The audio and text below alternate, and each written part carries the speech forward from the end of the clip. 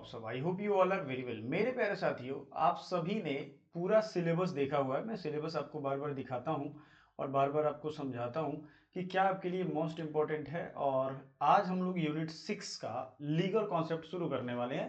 यूं कहो कि आपने पहले से पढ़ा है, कुछ लोगों के रिवीजन और कुछ लोगों के एडवांस टॉपिक के तौर पे ये पढ़ाई होगी। ये लीगल कॉन्सेप्ट में जो आपके सिलेबस में है उसको ही हमने शुरू किया है और उसको ही पढ़ेंगे। पहला टॉपिक है कॉन्स्टिट्यूशन। ध्यान से देखिएगा, पिछले कुछ दिनों से तबीयत थोड़ी सी मेरी नाजुक थी, उस वजह से मैं बोल नहीं पा रहा था, दरअसल सर्दी जुकाम की वजह से। तो क्लासेस थोड़ी सी डिस्टर्ब रही हैं और यूट्यूब पे क्लासेज हुई हैं। वो प्रैक्टिस शीट हमने शेयर किया था, आपको सब वो शेयर कर दिया जाएगा। देखो, आपके जो नोट्स होंगे ना वो दोनों लैंग्वेज में होगा। जैसे अभी हम ये चैप्टर संविधान वाला पढ़ रहे हैं, पर्यावरण, ये देखो सब कुछ हिंदी इंग्लिश सब कुछ है। मैं आपको एकदम पॉजिटिवली लिख करके दिखा रहा हूँ कि जिन बच्चों को भी दोनों नोट्स चाहिए वो यहाँ आराम से आप ले सकते हो। ठीक है, दोनों के दोनों नोट्स आपको मतलब जो ये PYQ सॉल्यूशन है या आपका कंप्लीट ये ई बुक है, ये सब मिल जाएगा। और ये सब आपको 250-300 रुपये में मिल जाएंगे। 250 से 300 रुपये में। एप्लीकेशन पे लोगे तो थोड़ा सा प्राइस इसलिए बढ़ जाता है क्योंकि उनके चार्जेस होते हैं एप्लीकेशन के। इतने रुपए में आपको मिल जाएगा। आप फ्लिपकार्ट पे या और भी जगह कहीं भी बुक जो ढूंढ रहे हो, वो कम से कम अगर PYQ और बुक दोनों चाहिए तो आपको 400-500 खर्चने होंगे।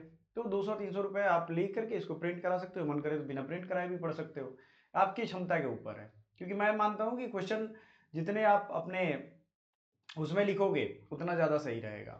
तो हम लोग अभी देखेंगे, ये चैप्टर बहुत इंपॉर्टेंट है आपके लिए और बहुत ही ध्यान से पढ़ना। आपदा के बाद है यूनिट 6। यूनिट 6 में कॉन्सेप्ट है विधिक अवधारणाएं, यानी कि लीगल कॉन्सेप्ट। हिंदी वाले स्टूडेंट हो, हालांकि सिलेबस आपने हिंदी में नहीं दिया है आपका, लेकिन मैं स्टूडेंट्स को इजी करके रखता हूं ताकि उन्हें कोई दिक्कत ना हो। समझ में आ गया संविधान क्या होता है? पहले भी हमने ये एक यूनिट में पढ़ा हुआ है, आपको मालूम है ना। थर्ड यूनिट हमारा, 2 यूनिट क्या है, थर्ड यूनिट क्या है, ये सब हमने पढ़ा हुआ है। उसमें हमने व्हाट इज कॉन्स्टिट्यूशन बहुत बेसिक से पढ़ाया है। और आपके लिए जो स्टूडेंट हैं उनके लिए पॉलिटी का एक अलग प्लेलिस्ट बना दिया है। पॉलिटी में व्हाट इज कॉन्स्टिट्यूशन से स्टार्ट है और आपके आगे तक है। कॉन्स्टिट्यूशन की पूरी डिफिनेशन और उसके पार्ट्स पढ़ाए हुए हैं। तो कॉन्स्टिट्यूशन का पूरा आपसे रिलेशन है। यहाँ पॉलिटी वाला प्लेलिस्ट कंप्लीट कर लीजिएगा। पॉलिटी का जो अलग से एक फोल्डर बना हुआ है उसको देखना जरूरी है। अगर आप वो करोगे तभी जाकर के आपका एग्जाम क्लियर होगा। आप में से बहुत सारे बच्चे होंगे इग्नोर कर रहे होंगे, वो जब एग्जाम नहीं निकलता है सब दिमाग ठिकाने आ जाएगा। संविधान सरकार के विभिन्न अंगों की संरचना और उसके कार्य सिद्धांतों को निर्धारित करता है। अच्छा, संविधान होता क्या है, क्यों है ये कॉन्स्टिट्यूशन? बड़ा लोग, आप लोग सोचते होंगे कॉन्स्टिट्यूशन मैंडेट है, ये है वो है। आप इमेजिन करो कि आप एक घर में रह रहे हो, उस घर के कुछ नियम कायदे हैं। सुबह उठना है, मम्मी खाना बनाती हैं या पापा खाना बनाते हैं, कोई एक ऑफिस जाता है या दोनों ऑफिस जाते हैं, कुछ नियम है, कितने बजे वहाँ पहुँचना है, वो काम करना है, उसके बाद रात को सोना है। ये एक अंडरस्टैंडिंग है सारे फैमिली मेंबर्स की, ये काम डेली एक काम जो है वो रेगुलर करना है। अब ये आपके घर का संविधान है, आप इस चीज़ को समझो, इतना फॉलो करना है। उसमें देखते हो कभी आप लेट नाइट आते हो तो आपको डांट लग जाती है, आपको पनिशमेंट मिल जाता है। अगर आप शुरू में आते हो, सुबह जग जाते हो, तो आपको रिवार्ड भी मिलता है ना। तो ये सारी चीज़ें होती हैं। अगर इन सारे नियम कानून को, मान लो आपके घर के जो छोटे छोटे लॉ हैं, जैसे सुबह जगना है, ब्रश कितने बजे करना है या कब ब्रश करना चाहिए डेली, इन सबको हम एक जगह कोडिफाई कर दें, यानी एक बुक में लिख दें, तो आपके घर का संविधान हो जाएगा। उसी तरीके से इस देश को चलाना। इस देश में बहुत सारे अंग हैं, बहुत सारे लोग हैं, बहुत सारी स्टेट हैं, यूनियन टेरिटरी हैं। इनको कैसे चलाना है, इसमें जुडिशियरी के क्या कार्य होंगे, क्या रूल होगा, क्या फंक्शन होगा, कौन कितना पावरफुल होगा, कौन कितना पावरलेस होगा, सबकी मालिक कौन है, सबका नौकर कौन है, ये सब यहाँ जब बताया जाए तो ये कॉन्स्टिट्यूशन में बताया गया। हमने वहाँ बहुत अच्छे से पढ़ाया है, तो प्लीज़ आप सबसे रिक्वेस्ट है आप इसको जरूर पढ़िएगा। थोड़ी सी बेसिक चीज़ें हम लोग देख लेते हैं। विश्व का पहला लिखित संविधान यूएस का था। आपको मालूम होगा इंग्लैंड ने पहला कॉन्स्टिट्यूशन बनाया था, लेकिन उसके पास रिटन कॉन्स्टिट्यूशन नहीं है। उसके पास अपने बाईलॉज है, उसके सारे वो देश आज भी बहुत आगे है। फर्स्ट रिटन कॉन्स्टिट्यूशन 1787 में अमेरिकन रिवॉल्यूशन के बाद वहां बनाया गया था पहला written constitution. Is it correct? दूसरा आपको पढ़ना है लॉ। बहुत सारे लोग हैं जो ये कॉन्सेप्ट वो मतलब जानते हैं, आपने सिलेबस में भी देखा होगा, आप ये ई बुक में देखोगे तो यहाँ आपको दूसरा जो होगा ये दिख जाएगा लॉ। यूनिट 6 में कॉन्स्टिट्यूशन के बाद लॉ है। आप भी कहोगे सर ये लॉ क्या होता है, ये तो थोड़ा मुझे अजीब लग रहा है, ये लॉ मैंने पहले भी कभी देखा था या सुना था, कुछ समझ में आ नहीं रहा है। लॉ क्या होता है? कॉन्स्टिट्यूशन तो आप समझ गए, देखो, लॉ हो जाएगा कानून। आप में से काफ़ी सारे लोग कानून फॉलो करते हैं, कुछ लोग नहीं भी करते हैं, कुछ लोग कानून को अपनी कठपुतली मानते हैं, कुछ लोग कानून से ऊपर समझते हैं, ये सब। लेकिन बीच में तो कानून ही है ना, इसके अंग्रेजी अर्थ लॉ। समाज में के दृष्टिकोण से न्याय, नैतिकता, तर्क, व्यवस्था, धर्मनिष्ठा। आप लोग क्या कहते हो? धार्मिक, धर्मनिष्ठ है, जस्टिस है। लॉ का कहाँ कहाँ यूज होता है? रीजन है, लॉजिकल है, ऑर्डर है, राइटियसनेस है। तो वो एक लॉ के ये सब मतलब नेचर है। From legislators view, statutes act, मतलब अगर कानून बनाने के प्रक्रिया से देखोगे तो statutes, acts, rules, regulation, orders, ordinance, ये सब जो हैं ये लेजिस्लेचर के पॉइंट ऑफ व्यू हैं। ठीक है, समझिए इसको। ये क्या हो जाएंगे? ये लॉ के पार्ट हो जाएंगे। क्लियर हो गया? From judiciary view, court rules, decrees, judgement, injunctions. Judiciary के पॉइंट ऑफ व्यू से लॉ में बहुत सारी चीजें आएंगी, जैसे रूल्स आएंगे, कुछ डिक्रीज आएंगे, जजमेंट आएगा, इंजंक्शंस आएगा, ऑर्डर्स आएगा। कुछ समझ में आ रहा है खेल आपको? कुछ खेल समझ में आ रहा है क्या है यहाँ? ये इसके कहने का क्लियर कट मतलब ये है कि सोसाइटी के पॉइंट ऑफ व्यू से, सोसाइटी के अपने पॉइंट ऑफ व्यू से लॉ के कुछ अलग डायमेंशंस हैं। हम लोग लॉ का मतलब समझते हैं जस्टिस मिल गया। जैसे अभी एक नोएडा का इंजीनियर था सॉफ्टवेयर, वो उसमें पौंड क्या था, वो कंस्ट्रक्शन साइट का गड्ढा था, उसमें डूब करके मर गया, कार उसकी टकरा गई और वो मर गया, है कि नहीं? अब मर गया तो 2 घंटे उसने हेल्प भी मांगी, सिस्टम ऐसा है कि बस दिक्कत हो गई। तो जुडिशियरी के पॉइंट ऑफ व्यू से आप देखोगे कोर्ट रूल्स, डिक्री, जजमेंट, ये सब होते हैं उनके लॉ के मीनिंग्स। लेकिन अब आपको मैं समझाता हूँ की एलिमेंट्स ऑफ लॉ। लॉ के कौन कौन से की एलिमेंट्स हैं? तो a set of rules enforced by governing authority to regulate human behavior। a set of rules, कौन कौन से रूल्स हैं जो अगर हम देखें जो गवर्नमेंट अथॉरिटी उसको इन्फ्लुएंस करती है, इसको कहते हैं। तो इसका डिफिनेशन याद रखिएगा, set of rules enforced by governing authority. Law को कौन लागू करता है? भाई गवर्निंग अथॉरिटी होती है हमारे देश में, वही लागू करता है। ठीक है ना? नॉर्मेटिविटी होता है, laws prescribes how individuals ought to act. ये आपको सिखाएगा कि नॉर्म्स क्या हैं, आपको कैसे करना है। कानून के प्रमुख तत्व, कानून वही तो सिखाता है ना। अब देखो, ये ऐसी चीज है जो पॉलिटी से मिंगल करके पढ़ सकते हो आप, कैसे आपको आचरण करना है। इन्फोर्सिएबिलिटी होता है, कानून का उल्लंघन करने पर दंड या प्रतिबंध लगाए जाते हैं, ये भी सिखाया जाता है। प्राधिकरण, कानून मान्यता प्राप्त संस्थाओं जैसे संसद, न्यायालय द्वारा बनाए जाते हैं। कानून किसके द्वारा बनाए जाते हैं? मान्यता प्राप्त संस्थाओं के द्वारा बनाए जाते हैं। यूनिवर्सलिटी, कानून समाज के सभी सदस्यों पर समान रूप से लागू होता है, यही तो बताया जाता है आपको, यही बताया जाता है ना कि कानून समाज के सभी सदस्यों पर समान रूप से लागू होता है। क्लियर है? कानून के दृष्टिकोण यानी पर्सपेक्टिव्स ऑफ लॉ, ये अगर आप देखोगे, मतलब मैं आपको कहूँ तो नेचुरल लॉ, प्राकृतिक विधि में नैसर्गिक सिद्धांत, जैसे कि दुनिया का जन्म कैसे हुआ, कैसे इंसान सब एक दूसरे से समान है या धर्म, ये सब चीज़ें इसमें आ जाएंगी नेचुरल लॉ। कानून नैतिक सिद्धांतों सार्वभौमिक मूल्यों पर आधारित होता है। अरस्तु, इक्विनास, लॉक, इन लोगों का है, अपना थियरी है, इतना डिटेल आपको पॉलिटिकल साइंस नहीं पढ़ना है। लीगल पॉजिटिविज्म यानी कानूनी प्रत्यक्षवाद, law is valid because it is enacted by sovereign authority. अच्छा, लॉ आपके दिमाग में है, लॉ आपके घर में है, लॉ आपके देश में है, लेकिन क्या हो वो लॉ जब पॉजिटिवली इन्फोर्स ही ना हो। ठीक है ना? तो ये लीगल पॉजिटिविज्म का कॉन्सेप्ट ऑस्टिन, एचएलए, हार्ट, इन लोगों ने दिया। Legal realism, focus on practical functioning of law and judicial decision influenced by social and political context. अब लीगल रियलिज्म क्या कहता है? जैसे मान लो आप एक पॉलिटिकल पार्टी ने ये डिसाइड किया कि हमें ये काम करना है, ठीक है, क्या करना है हमें? हमें ये एजेंडा अपना फैलाना है। अब वहाँ लॉ का रियलिटी चेक होता है, वो डिसीजंस को इन्फ्लुएंस करते हैं, वो आपके सोशल रिलेशंस को या पॉलिटिकल कॉन्टेक्स्ट को वो करते हैं। आप समझ रहे हो ये चीज़ मैं क्या कहना चाह रहा हूँ? क्लियर बात जो है वो मैं आपको क्लियरली बता रहा हूँ, ये बहुत चीज़ों को इन्फ्लुएंस कर देता है। ठीक है, क्लियर है? Legal realism focus on practical functioning of law and judicial decisions. Hello, ठीक है, मैं आपको ऐड कर रहा हूँ टेलीग्राम में। नेक्स्ट, जो बच्चे पेमेंट कर दे रहे हैं उनको हम टेलीग्राम पेड ग्रुप में ऐड कर रहे हैं। आप डायरेक्टली पेमेंट करके भी काफ़ी बच्चे हैं जो ले रहे हैं, तो वो डायरेक्टली पेमेंट का जस्ट प्रोसेस है, उसको फॉलो करिए, पेमेंट करिए एंड आपको वो मिल जाएगा। ठीक है,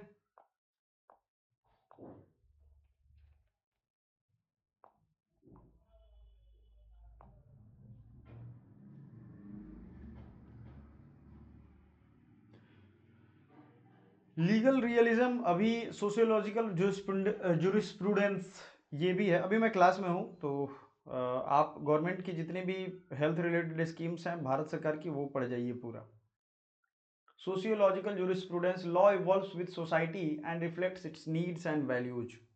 ठीक है, लॉ क्या करता है, समाजशास्त्रीय, law evolves with society and reflects, law एक समाज के ज़रूरत को और उनकी ज़रूरत के साथ साथ उसकी वैल्यूज़ को भी इंटरप्रेट करता है, या उसके साथ वो ठीक होता है, बढ़ता है, घटता है।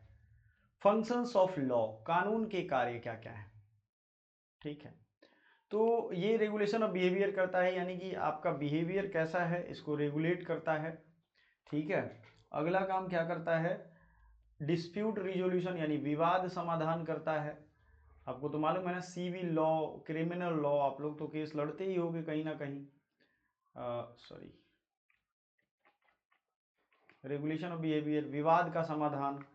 ठीक है, उसके बाद सोशल ऑर्डर एंड स्टेबिलिटी, कई बार सोशल ऑर्डर खराब हो जाता है, तो कई बार रीइंफोर्समेंट के लिए एसआईटी को जांच दे दी जाती है, सुना होगा आपने। जस्टिस एंड इक्विटी, न्याय व समानता, ये भी है। ठीक है, क्लियर हो गया। इकोनॉमिक रेगुलेशन यानी अध्यक्ष इकोनॉमिक रेगुलेशन में भी, जैसे अभी एक टैक्सेशन रिलेटेड केस चल रहा था, डबल टैक्सेशन अवॉइडेंस ट्रीटी। ठीक है ना, डबल टैक्सेशन मतलब भारत और सिंगापुर में ये है कि आप, सिंगापुर का इतना इन्वेस्टमेंट होगा तो हम टैक्स एक ही जगह लेंगे, या टैक्स शेयर करेंगे, जैसे 30% दोनों जगह नहीं लेंगे। कोई बिजनेसमैन है, अगर उसे 60% टैक्स ले लोगे तो बिजनेस थोड़ी करेगा, वो छोड़ देगा, वो क्यों करेगा। ठीक है, तो ये है, लेकिन एक कंपनी थी, उस पर ये चीज़ सुप्रीम कोर्ट ने लॉ दे दिया। तो इकोनॉमिक रेगुलेशन भी करती है कि अब वो अमेरिकन सब्सिडियरी थी, अमेरिका की ये कंपनी है जो कि सिंगापुर में चल रही थी। अब इस कहानी से आपको क्या सीख मिलता है, समझिएगा, इस कहानी से आपको क्या सीख मिलता है कि आप इकोनॉमिक रेगुलेशन के लिए भी कोर्ट का दरवाजा या लॉ का दरवाजा जो है खटखटाते हो। Modern legal philosophy, HLA Hart, the concept of law distinguishes between primary rules, duties, secondary rules, power to legislate या adjudicate. Ronald Dworkin, citizens positivism, criticizes positivism, argues law include moral principles and justice, not just rules। ठीक है, ये याद रखिएगा, legal positivism ये भी वहीं से आया हुआ है। अब कुछ लीगल कॉन्सेप्ट्स में जो आपके अगले पार्ट में हमें पढ़ना है, जस्ट कॉन्सेप्चुअल है, कोई बहुत बड़ा वो नहीं है, लेकिन आपने क्वेश्चंस को देखा होगा, जैसे वन मैन इन्वायरमेंट बैरन कहा गया था MC मेहता को।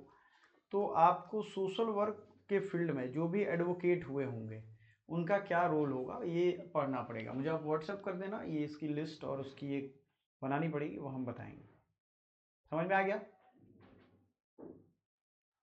Petition is a formal written request made to a court. Petition क्या होता है, petition is a formal written request made to a court और अथॉरिटी सीकिंग रिलीफ, डायरेक्शन और redress of grievances.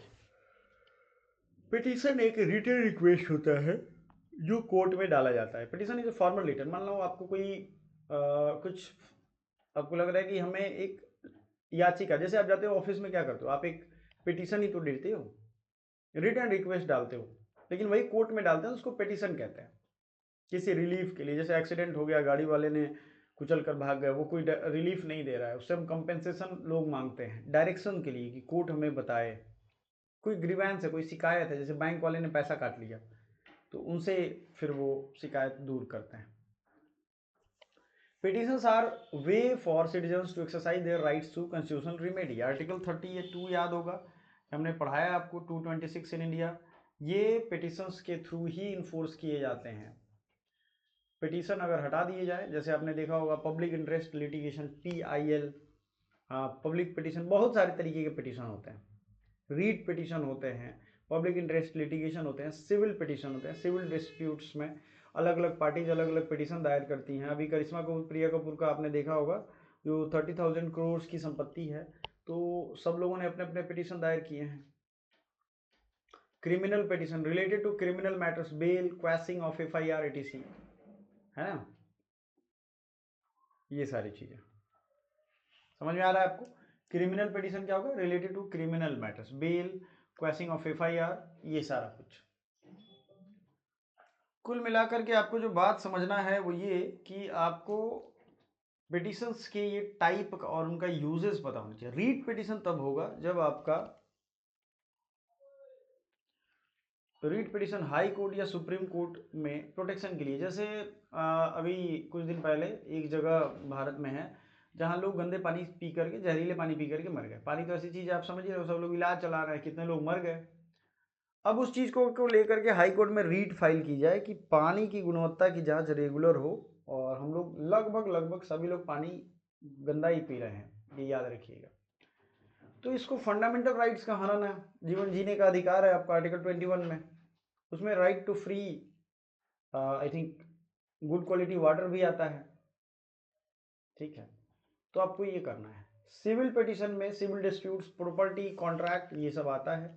Criminal petition में criminal matters like bell, कोई crime कर दिया, किसी ने किसी को मार दिया जान से, FIR ख़त्म करना या FIR करवाना, ये सब आता है क्रिमिनल पिटीशन में। इससे ज़्यादा आई थिंक आपको अभी तक नहीं मुझे ज़रूरत हो रही है, क्योंकि क्वेश्चंस भी आप देखोगे तो नहीं पूछा गया है।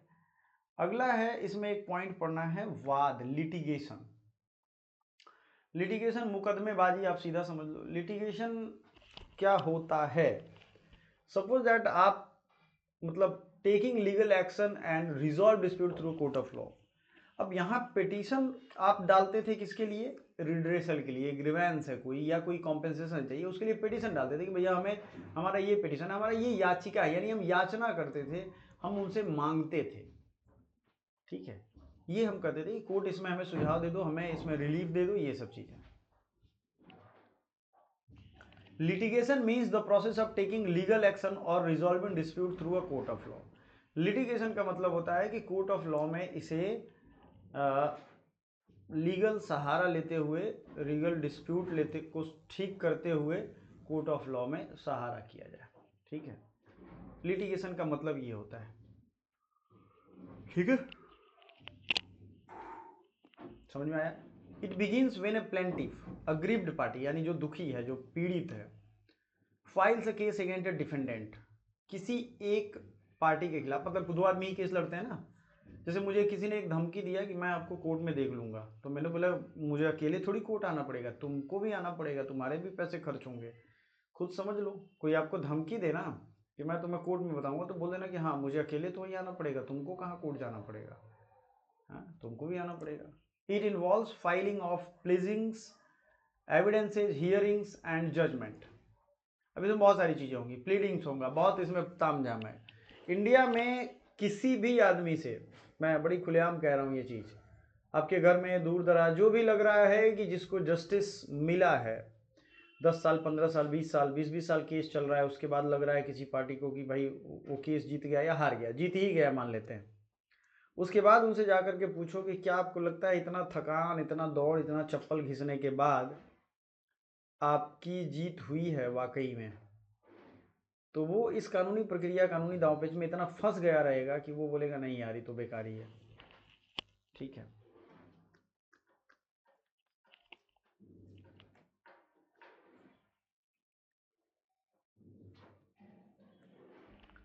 Civil litigation, property dispute, family matters, contract, ये सिविल में आते हैं। प्रॉपर्टी है कोई, उसमें कोई डिस्प्यूट हो भाइयों के बीच में, बहनों के बीच, ये तरीके की चीज़ें। फैमिली मैटर्स भी होते हैं, जैसे तलाक, पिता बेटे के बीच में केस, कॉन्ट्रैक्ट कुछ होता है, तो ये सिविल लिटिगेशन है।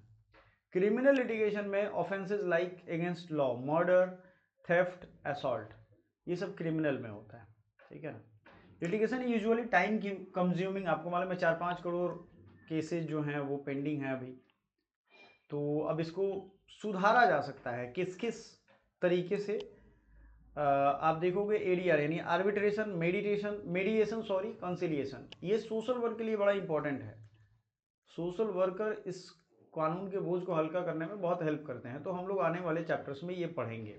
तो बेस आपने समझ लिया, एडवांस लेवल की जो स्टडी होगी वो आपको पढ़ाया जाएगा और इससे जो आपके काम की होगी, और मैं PYQ दिखा करके अगला वीडियो या अगला क्लास लूँगा ताकि आपको और क्लैरिटी आए।